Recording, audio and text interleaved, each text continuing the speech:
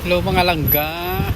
Mo ni ganing naulat sang akon nga mga followers nga gusto nila i-voice over ko daw. Tamo ni siya nagimo ako kagapon sang table, center table for the opening sang Honda. So amo ni siya ang bulaklak white rose, and then simple lang siya, hindi siya masyado ka-heavy nga mag-arrange ka.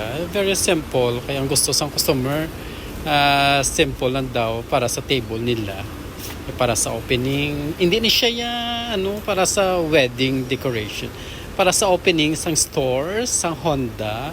Ako ging kuha nilang florist, di ba?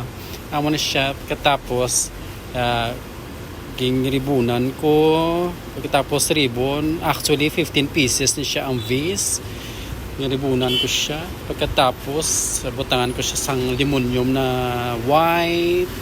Ang color nila gusto niya white, kaya amo naging butangan ko sa sang limonium white.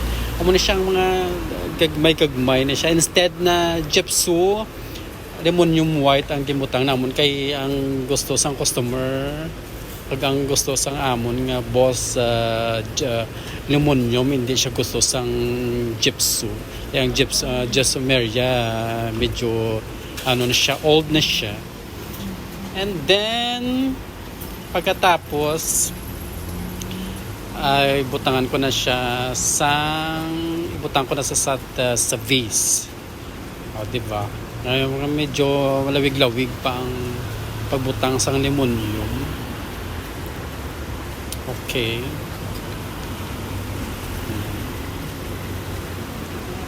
Mabilis lang ni siya pag ubrahon mo kung gusto mo matun-an ang pagflorista, paghimo sang bulak.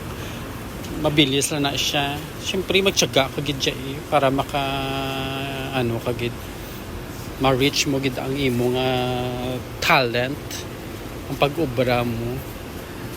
Hindi man siya hard ang pag-obra sang bulaklak. Siyempre po ang pagtulok mo, siyempre do kapos lang, pero siyempre dratahalin sa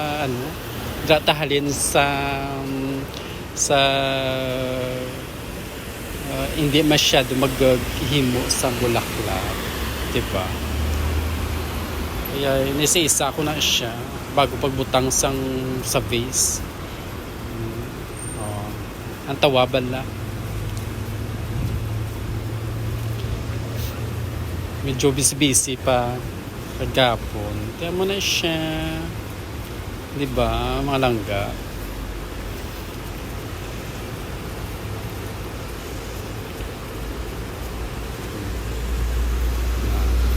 Napaka-OT, no?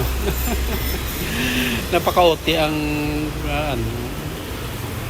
gusto ko perfect ang pag-ubra, hindi na nga chararat, di ba?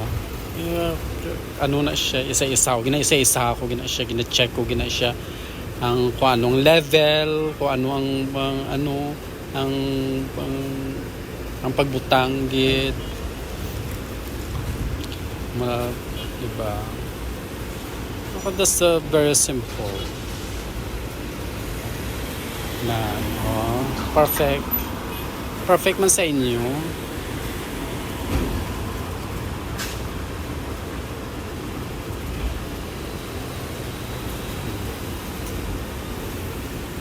Ay, Diyos ko, kabudlay man, hindi kapos na iya kung tunan mo.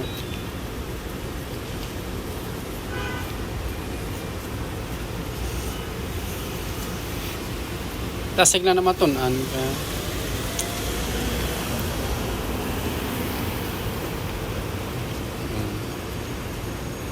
Pwede mo man nga hindi mo siya pabutangan sang ribbon, scotch tape lang pagbutang mo sa vase.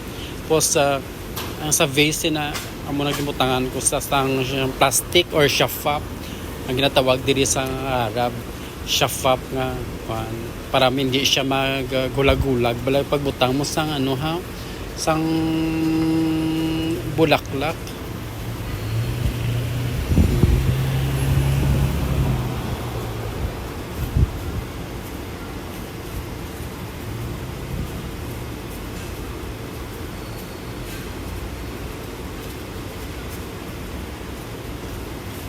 Pero ako gibutangan ko na ribbon para pagbutang sa tubig hindi siya makakas. Ay kung scotch tape lang, kung ibutang mo siya sa tubig, syempre ang scotch tape makakas na siya. Kaya mga ginabutang ko na siya. Ang mga pagbutang ko sa vase para do ka perfect. Tapos i-check mo gid siya ang level sang height sang bulak kag sa vase. 'Di ba? Mo naging cut ko na siya para gusto ko mag-perfect ang ang pagbutang niya para hindi siya magulag-gulag. Oh, 'di ba? Perfect na siya. Check it out. As in 15 pieces. Ako lang mag-isa sa gumawa.